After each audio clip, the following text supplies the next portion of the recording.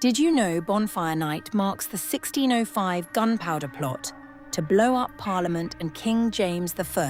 In 1606, when the king survived a plot, huge bonfires blazed and church bells rang out, and you had no choice but to show up and celebrate. Enforcement meant attending gatherings.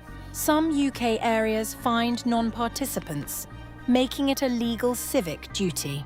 Mandatory rules faded mid-20th century, fully lapsing around 1959 as traditions turned voluntary. Today, Bonfire Night means voluntary fireworks, bonfires and fun historical remembrance across the UK.